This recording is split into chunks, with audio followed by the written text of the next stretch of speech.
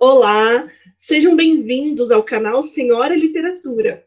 Hoje nós temos aqui no canal a bióloga, pedagoga, professora e escritora Cecília Lorca, que vai comentar com a gente um pouquinho sobre os seus livros, sobre o seu processo criativo. Tudo bem, Cecília? Tudo, boa noite para você, Francine, e para todo mundo que está assistindo. Que bom. Eu gostaria, Cecília, que você se apresentasse, então, aqui para os nossos espectadores. Conte um pouquinho para eles quem é a Cecília Lorca. Para começar, né? Eu sou bióloga, sou pedagoga, trabalhei quase 30 anos como professora de biologia, muitos anos como professora de ciências, numa escola, só numa escola, que é o Leão Machado, municipal, eu fiquei 23 anos. Então, amo ecologia, amo ciências, biologia. Fiz muitas coisas na vida, né? Nesse meio tempo, dancei flamenco, dancei dança do ventre, fiz muita peripécia. Mas sempre gostei de escrever, só que sempre foi muito difícil para a gente escrever, né? E publicar livros antes da Amazon, dos e-books, das plataformas mais fáceis, né? Para o autor independente. Então, eu sempre gostei de escrever, mas eu escrevia em caderninho, punha em gaveta.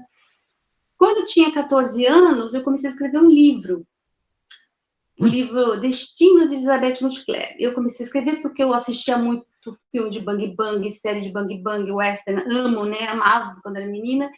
E fui escrevendo, fiquei quase 5 anos escrevendo o livro, um caderninho. E quando ficou pronto, eram 3 caderninhos, eu guardei em armários e tal, e eles sumiram. Simplesmente sumiram. Eu fiquei muito chateada, muito frustrada. Aquilo era a minha vida, né? Mas o tempo passou, o que eu ia fazer? O tempo passou, eu terminei minha faculdade de biologia, fui fazer pós-graduação, fiz faculdade de pedagogia, fui trabalhar, fiz estágio, passei em concurso, fui dar aula, né? E todo esse tempo pensando em ciência, estudando, fazendo outras coisas da vida. E eu escrevia e punha em gaveta. Escrevi um conto em 1986, que é A Morte Só Vem para Quem Tem Vida, que é e-book, só e-book. E eu escrevia, deixava lá.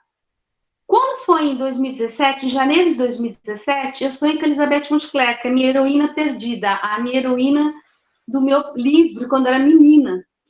Elizabeth Montclair, ela pedia ajuda, pedia socorro, estava sendo linchada por bandidos, não sei o quê. E aí eu acordei assim, sobressalto, eu acordei e fiquei tão extasiada, falei, meu Deus do céu, vou ter que escrever de novo esse livro, eu vou escrever de novo.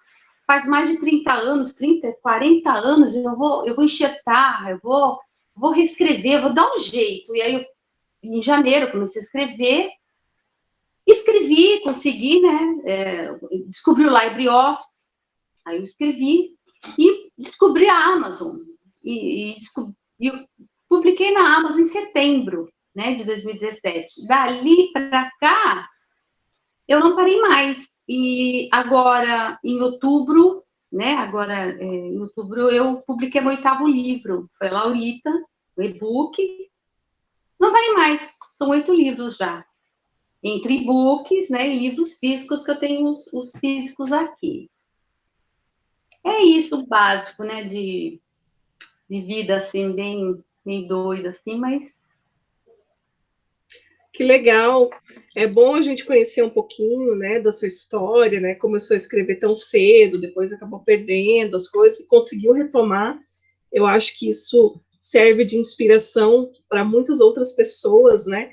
Que têm, às vezes, essa vontade desde cedo de escrever, mas não tem, às vezes, a oportunidade em determinado momento, né? E você está aí para mostrar que nunca é tarde para a gente voltar e rever as coisas e realizar esse sonho mesmo, que é publicar um livro, né? Ver a sua história ali materializada, bem legal.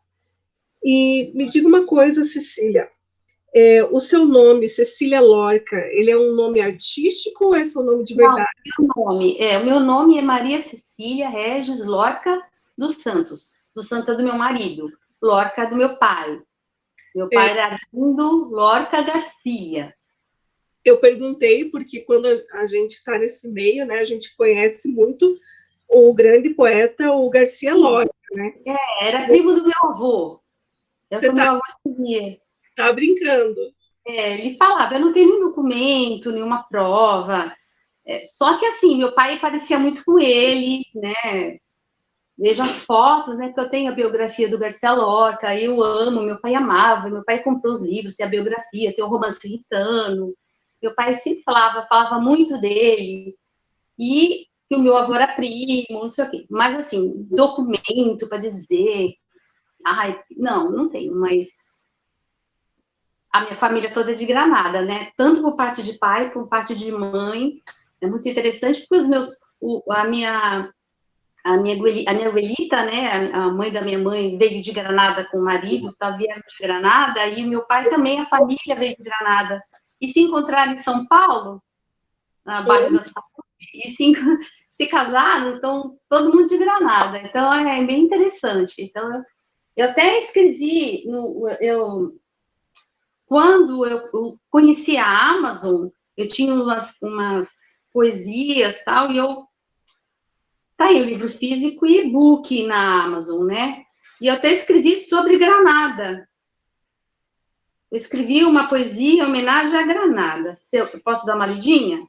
Claro, por favor, leia. Granada, que saudade tenho de ti, Granada. Tuas praças, tuas ruas, teu cheiro, Granada. Tu já estiveste lá? Não, nunca. Como pode sentir saudade de um lugar ainda não visitado? Nunca estive, por certo, mas trago em mim tua memória, Granada, memória e sangue de meus ancestrais, do sonho de um dia melhor, Granada, da luta por um ideal, o aroma e o sabor das especiarias, Granada, o vento morno andaluz, a moura triste no balcão, Granada, e o judeu a se lamentar, amanhecer em Padur, anoitecer em Santa Fé, Granada, o cante e a guitarra flamenca a tocar, palmas, palmas e os pés a bater, Granada, linda morena a bailar e a saia a levantar, seguiria, boleria, matinete, Granada, o amor e a paixão ritana, Granada, o suor, as lágrimas e muita fé, e por fim, deixar isto tudo e cruzar o mar, Granada. Vida nova, mundo novo, filhos, netos, vida sem fim, Granada. Nunca te vi, mas trago dentro de mim, Granada, Granada minha. Quando eu escrevi essa poesia aqui, foi a poesia que me deu origem ao livro Muito Além de Palavras Vermelho, porque fala de memória genética, fala sobre um casal na época da Inquisição Espanhola, 1517, uma jovem moura, e um cristão novo, um judeu que se apaixonam e vivem um amor impossível, uma coisa bem triste, né? Bem, né? Tem um fidalgo arrogante que gosta dela, faz de tudo para separar os dois, tem a Inquisição Espanhola também, que separa os dois. Só que o sangue deles permanece nos descendentes. Então, é uma história que não acaba ali, porque depois em Portugal começa em Granada, 1517, aí passa para 1637 em Portugal, os descendentes vão se encontrar, depois passa para 1964, aqui no Brasil, na época da ditadura militar, bem na hora daquela coisa de fervilhada mesmo, né? Bem forte, e termina seria 2018, né? Foi o último casal. Então, são quatro casais, 4 histórias, 4 destinos sobre a memória genética. Esse meu livro aqui é Meu Amor, né? Eu escrevi com muito carinho, e o e-book está na Amazon, só que eu publiquei o físico no Clube de Autores, e o Clube de Autores é muito legal a plataforma, porque eles vendem, tem parceria, né? Então vende na Amazon, na Livraria Cultura, vende no Mercado Livre, no Shoptime, na Magazine Luiza, Americanas, em todo lugar. Então, é mais fácil de encontrar também. Eu gostei bastante da plataforma do Clube de Autores. Eu vou ler um trechinho aqui, ó. Eu vou ler um trechinho aqui, de um pedacinho aqui. só um pedacinho aqui, tal. Enquanto isso, no aposento de Mercedes, Nuno a olhava com o rosto molhado de suor e lágrimas. Ela chorava com sofreguidão. Pensou nunca mais ver o seu amado. Eles ficaram de mãos dadas. Ela perguntou: Vossa Mercê não está ferido? Não estou, minha linda dama. Aprendeu a lutar? É um cavaleiro, um herói de seu povo. Talvez herói. Contudo, não sou cavaleiro. Um herói anônimo. Para mim, será sempre meu herói. Eles se beijaram delicadamente e, em seguida, fitaram-se prolongadamente. Procuravam prender na memória as suas feições, como num lindo quadro de Velázquez. A luz do sol ajudava a dar um brilho especial para aquele momento único. Aí acho bonito, ficou a despedida de um casal apaixonado, né? Bem legal, muito, muito bonito mesmo esse trechinho que você separou. E é interessante, né, você ter feito esse livro sobre essa memória genética e ter nessa genética, imagina você, né, ter um sanguinho aí meio parecido com o Lorca, já é, meu Deus, um escritor. Então, acho que vale a pena, de repente, você falou, não tenho nenhum papel para procurar, de repente vale a pena até pesquisar uma árvore genealógica, fazer uma genealógica. Eu tenho que pesquisar já, mas não consegui, né? Tem que, acho que procurar mais, fazer aqueles testes de DNA, né? Agora tem, né? Quem sabe? Eu vou te passar depois o contato de uma pessoa que trabalha com genealogia, que vai poder te ajudar. Depois você entra em contato com ele. Voltando então aqui ao nosso assunto, né, dos seus livros, de onde você tira essa inspiração para você escrever, né? Você tem livros de poesia, você tem livros de contos, mas a maioria são romances, né? E romances históricos. Conta um pouquinho para a gente de onde que vem essas ideias para esses livros. O sonho, eu tenho muitos sonhos.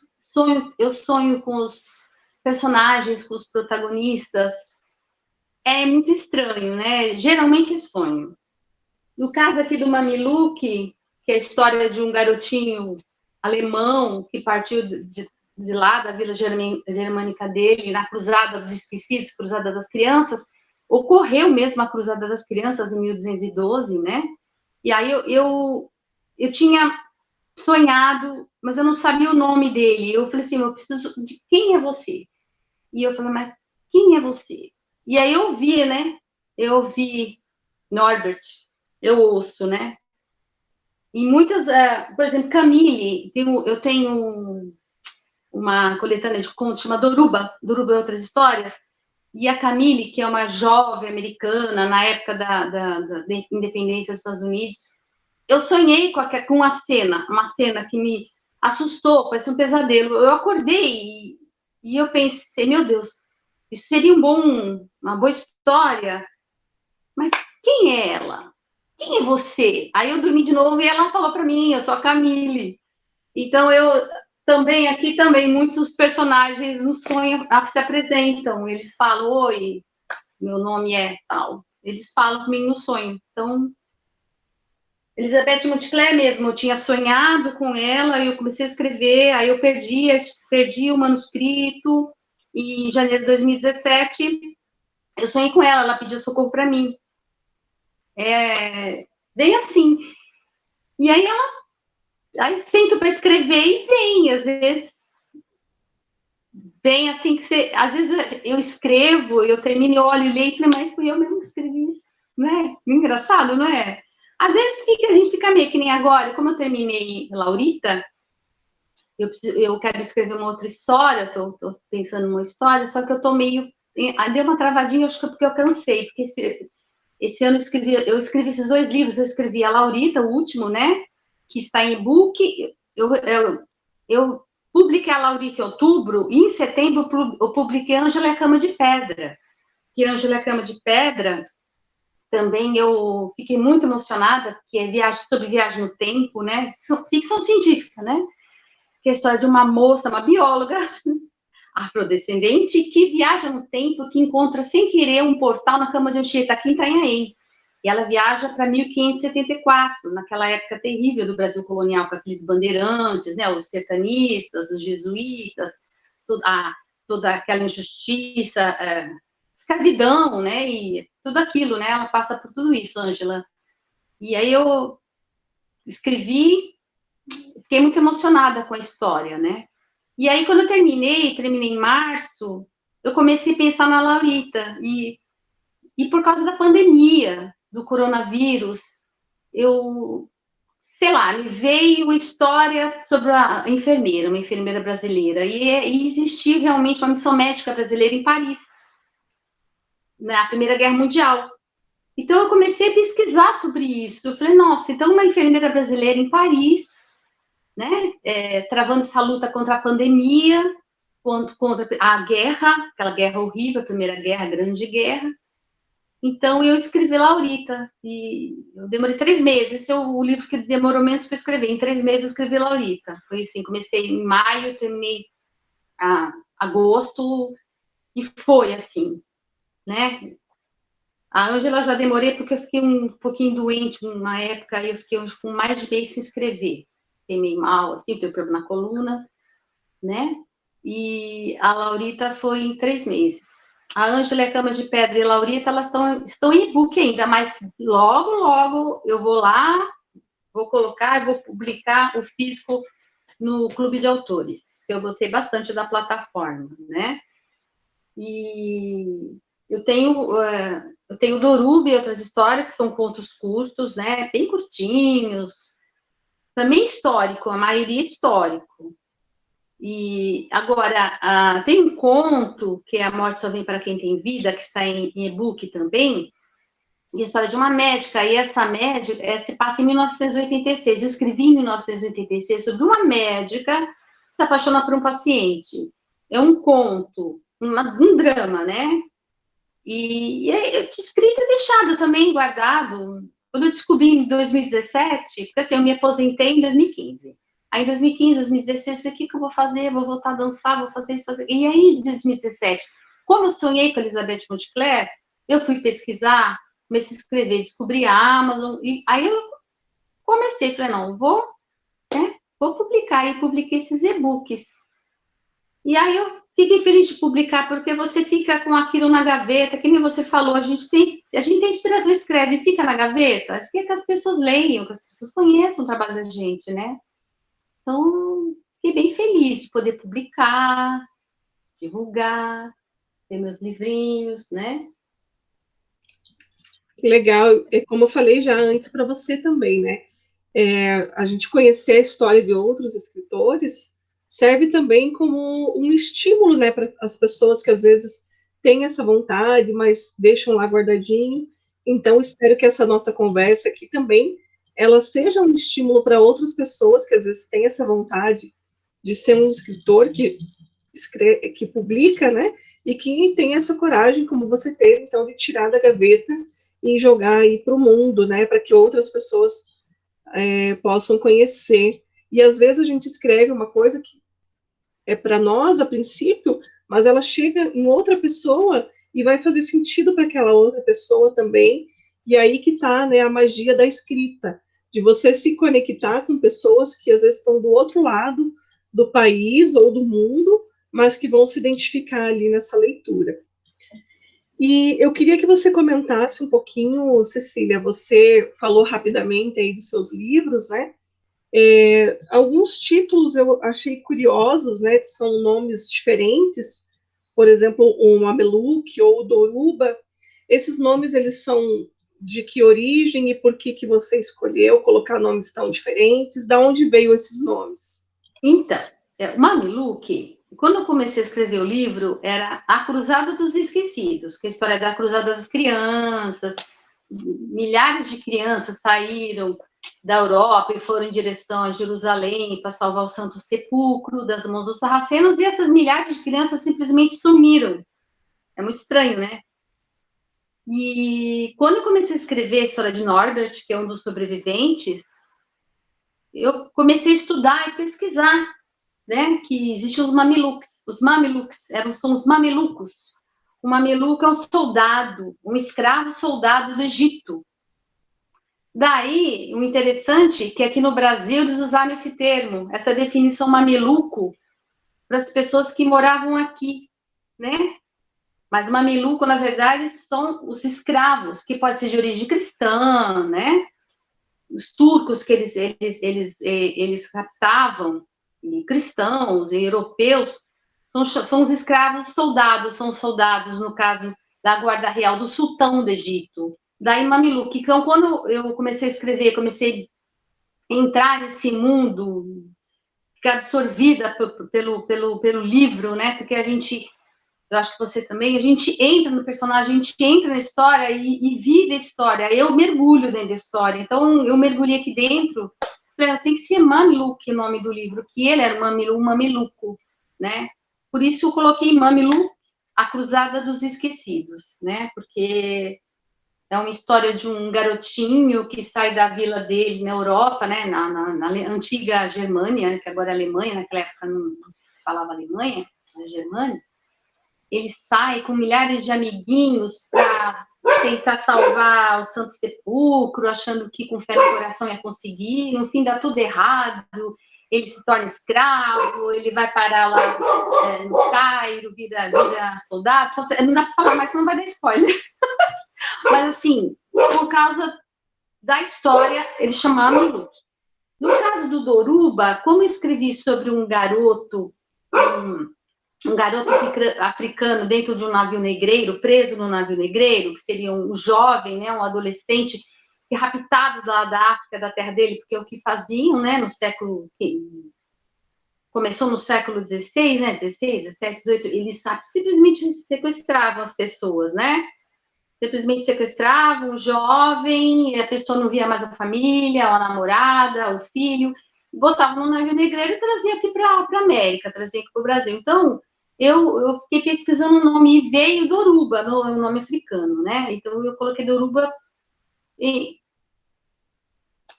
porque, assim, achei um nome bonito, Doruba, para ele.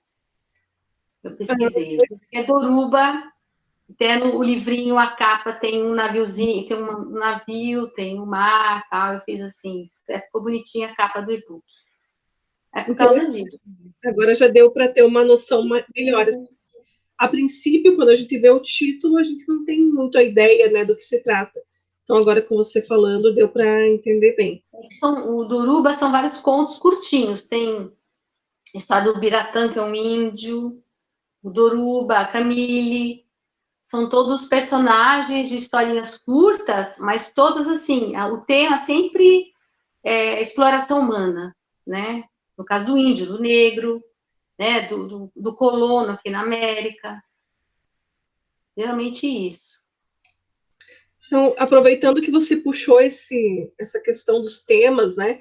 Eu ia te perguntar justamente isso: se existe algum tema que é recorrente na sua obra, e se existe, qual seria esse tema e por que você escolheu trabalhar com isso? Ou se não, se cada obra são temas diferentes, como que funciona isso para você? Então, a gente pensa que são temas diferentes, que são histórias diferentes, mas tem a recorrência, assim.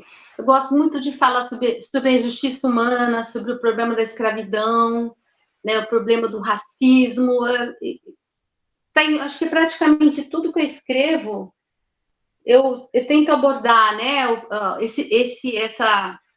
essa coisa triste, né, o racismo, a escravidão, a exploração humana, a arrogância, o preconceito, né, a intolerância, né, no caso da Elizabeth Montclair, ela é uma inglesa que vem para os Estados Unidos em 1875, então ela vê muita coisa, ela presencia muita coisa, tanto em relação aos índios, aos negros, aos pobres, à exploração, né? Então ela é uma garota fútil, mimada, que saiu de Londres e foi parar no Texas, Brasil, e ela vai se transformando no decorrer da história, vai se tornando uma mulher destemida, uma mulher assim, com muita vontade de mudar o destino dela e lutar contra as injustiças. Então, da mesma forma que Ângela, né? Só que Ângela, como Elizabeth Montclair está lá nos Estados Unidos em 1885, naquela época depois da Guerra de Secessão, né?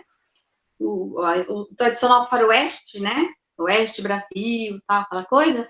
Ângela já é o Brasil colonial. E no Brasil colonial, além dos jesuítas, tinham os sertanistas, porque naquela época não se falava bandeirantes, eram sertanistas. E que incrível que a gente aprende na escola que eles são heróis, né? Os heróis, né? E na verdade eles eram o quê? Uns homens cruéis, né? Porque eles sequestravam índios, eles matavam índios, eles negros, índios, né? Eles desbravavam, né? Eles desbravavam, tal. Nossa, eles fizeram tanta coisa, mas mataram muito, fizeram muita maldade. Então, no Ângela e a Cama de Pedra, eu coloco isso. Sobre os sertanistas, os senhores de engenho, né? O engenho de açúcar, que ela vai para lá, ela vai se tornar escrava ali. Então, é bem complicado para uma mulher do século XXI, uma bióloga do século XXI, afrodescendente, ir parar em 1574 e se tornar uma escrava num engenho de açúcar. Então, assim, é um choque de realidade. E ela fica muito revoltada. Então, na verdade, então, é o que você falou.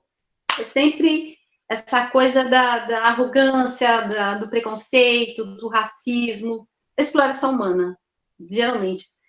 O Palácio Vermelho, eu falo sobre o problema dos judeus e dos mouros, né? Porque na Espanha, em Granada, porque começa a história em Granada, né? Então, na verdade, os reis de Castela, Aragão, né? A Fernanda e Isabel, eles queriam acabar com todos os judeus. Então, quem sofre aqui são os judeus, e conforme a primeira fase são os judeus, os mouros, a segunda fase em Portugal, já na época da conjuração portuguesa, são os portugueses que estão sendo explorados pela Espanha, e depois, na terceira fase, é bem na hora da Revolução de 1964, então tem aquele, né, todo aquele problema, e assim vai, geralmente é isso mesmo. Que bacana, bem legal, assim. E eu queria que você comentasse, então, um pouquinho, pelo que você disse aí dos seus livros, nós temos histórias que se passam Espanha, Portugal, Inglaterra, Brasil, Estados Unidos. Nós temos diferentes tempos, né? Nós temos 1200, 1500, 1800, década de 60. Eu queria que você comentasse, então, para a gente, como que é esse teu processo de escrita, porque como é uma época muito distante, tanto temporalmente quanto do local onde se situa a história, como que você trabalha com essa questão da pesquisa, né? E como que depois da pesquisa você move isso para o teu processo de escrita? Aí eu pesquiso bastante, porque, por exemplo, que muito além do Palácio Vermelho, você passa em 1517, 1600 e pouco, então você tem que entender tudo da época, né? O momento histórico, por exemplo, a culinária, você tem que tomar muito cuidado de você não colocar uma coisa que não existe na época. Então, eu tomo muito cuidado na pesquisa, fazer uma pesquisa certinha. Por exemplo, aqui eu comento, por exemplo, do pimentão, que eles não conheciam o pimentão foi trazido foi levado da América para a Espanha naquela época. Então, eles começam a conhecer o pimentão, tomate, batata. Então, a gente tem que tomar muito cuidado na culinária, a vestimenta, né, os trajes da época. Por exemplo, descobri que, por exemplo, antigamente a mulher não casava de branco, que nem a gente pensa, né? As mulheres casavam de negro, casavam com roupas de outra cor.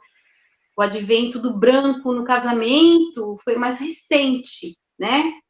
Então, acho que a pesquisa histórica é fundamental. Eu faço bastante pesquisa. Eu morro de medo de dar uma gafe num livro. Até penso que se um dia alguém ler e achar que tem alguma coisa aqui, por exemplo, um historiador, né, uma pessoa que saiba mais que eu, descobrir alguma coisinha, pode entrar em contato comigo, dar um toque, mas eu pesquiso bastante para evitar gafes, evitar colocar alguma coisa que não é da época. Pesquiso bastante, Francine, para que o livro fique bem ajustado.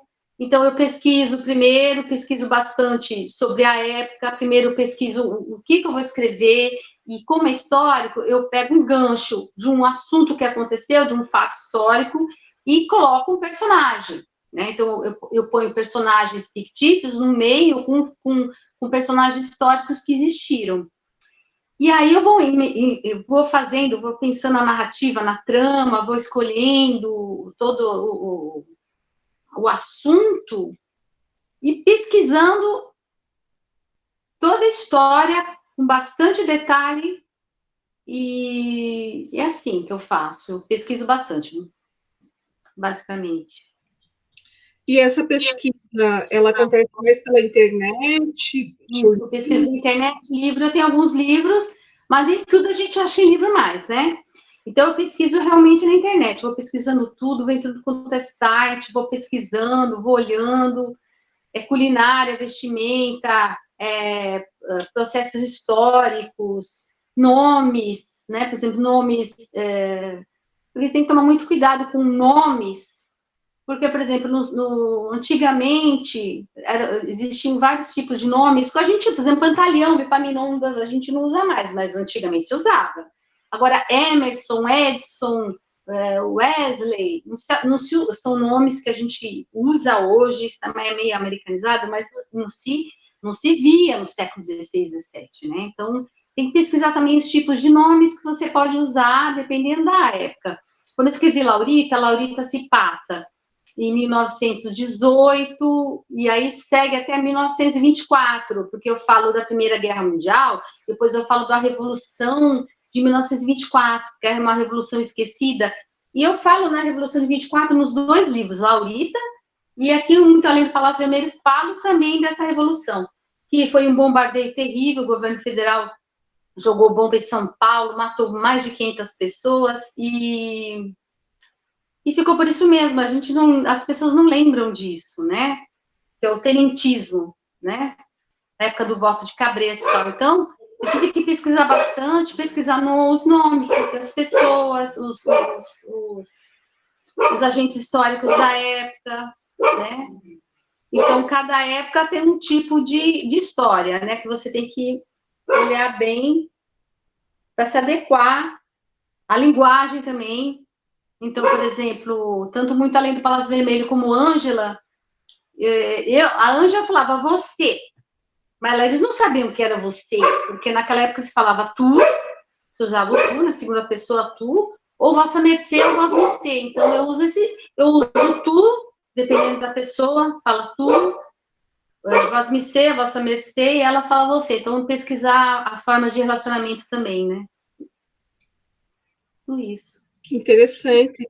É bem legal para a gente conhecer como que é esse processo, né? Porque escrever um livro antes de você começar a escrever tem todo um trabalho, né, de pesquisa e tudo mais, e que escrever é uma parte desse processo, que depois vem a parte das revisões, né, das adequações, e é muito maior do que as pessoas às vezes pensam, né, que eu sou escritora, sentar e escrever ali, né? Então tem todas essas fases, né?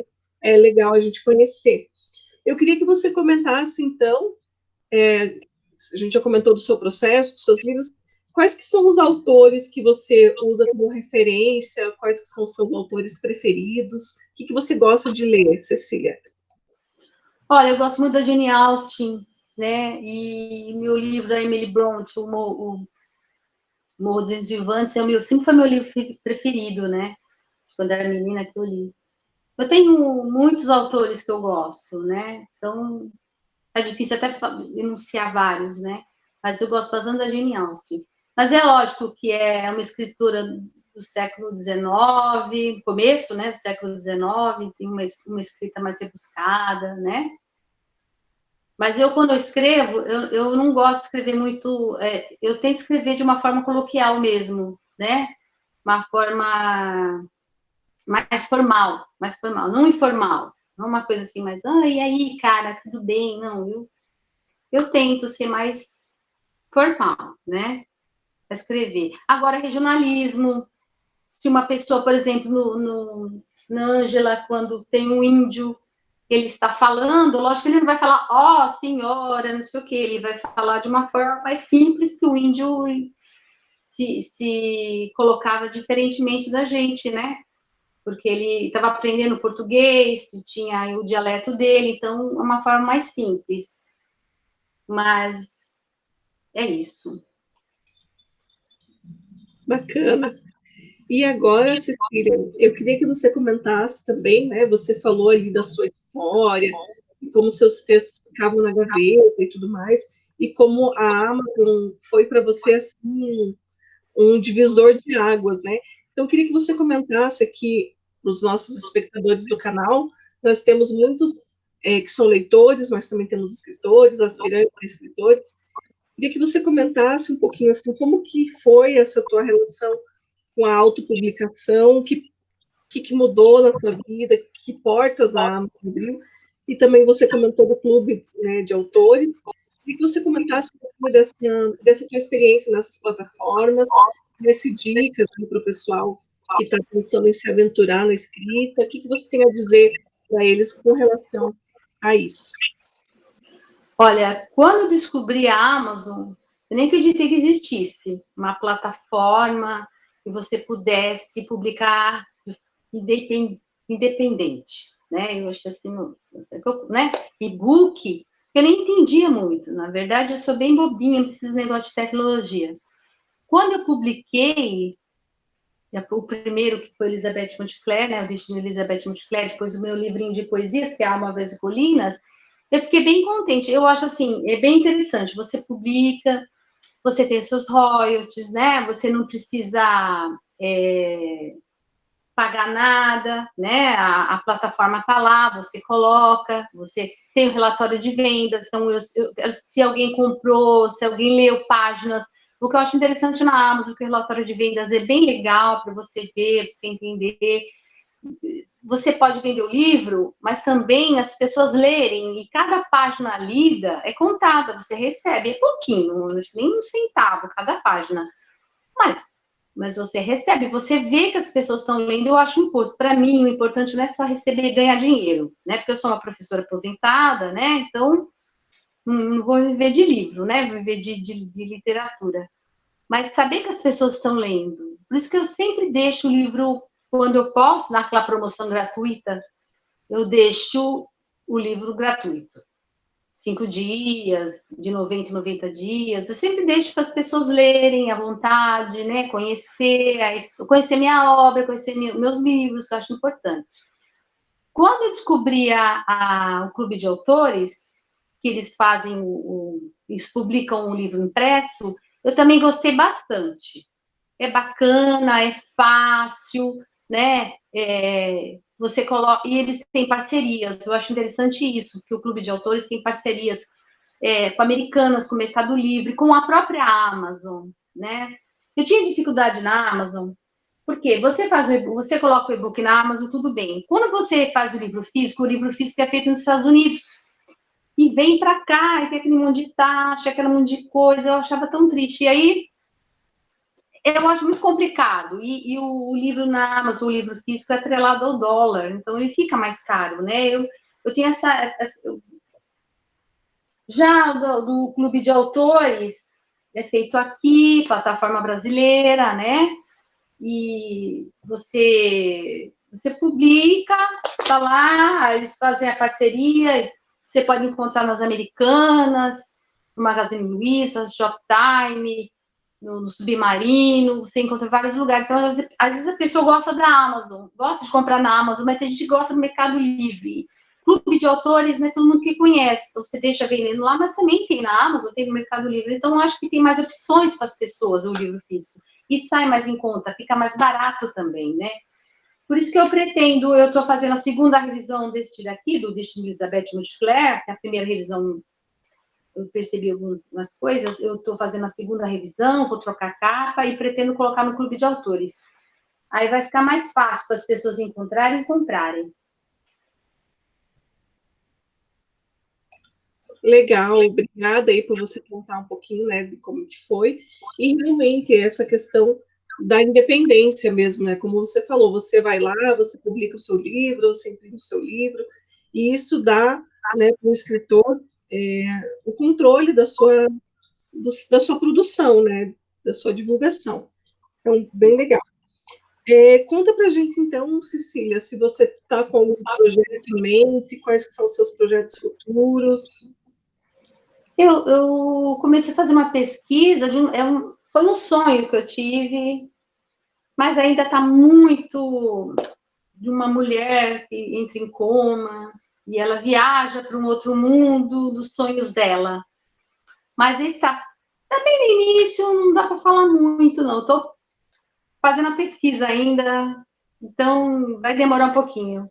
Eu acho que vai demorar um pouquinho para eu começar a escrever mesmo, né? Eu estava muito preocupada esses dias com a revisão do de Elizabeth Montclair, que agora eu estou terminando, está terminando, né? Se Deus quiser, vou ajeitar ali na Amazon.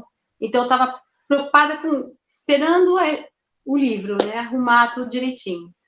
Depois eu vou começar a escrever sobre essa história. Tem outras histórias também na minha cabeça, eu tenho vários assuntos na minha cabeça para escrever, inclusive a história da minha avó, né? A minha abuelita. E aí eu vou deixar mais para frente, porque a história que eu acho que a história de vida da minha avó é muito bonita. Ela nasceu em Granada, viveu muitas aventuras, teve que vir para o Brasil. Ela casou e um mês depois de casada, meu abuelito quis vir para cá e ela veio, ela não queria. Então tem uma história, é um drama, né? Eu queria escrever a história dela, mas eu vou deixar mais para frente. Talvez colocar outro nome, não colocar direto que é sobre ela, fazer uma história baseada na vida dela, né? É isso. Que legal. A gente está se encaminhando agora aqui para o final da nossa entrevista. Eu queria que você, antes da gente ir para a nossa mensagem final, você mostrasse para o pessoal os seus livros, né? Eles estão aí de seu ladinho. Mostra para a gente a capa, fala o título. Tá bom. O primeiro que eu escrevi, que é aquele que eu contei, que eu era mocinha, eu escrevi, perdi, sonhei com ela de novo, é O Destino de Elizabeth Montclair, né? Está na Amazon, físico e e-book. Mas eu pretendo colocar logo esse mês ou outro esse ano, colocar no Clube de Autores e mudar a capa. Eu quero uma capa mais light, mais leve. Eu acho que a capa ficou meio sombria. E teve uma moça que falou que ficou com medo, ficou assustada com a capa. Então, talvez eu mude a capa mesmo, né? O desenho da capa.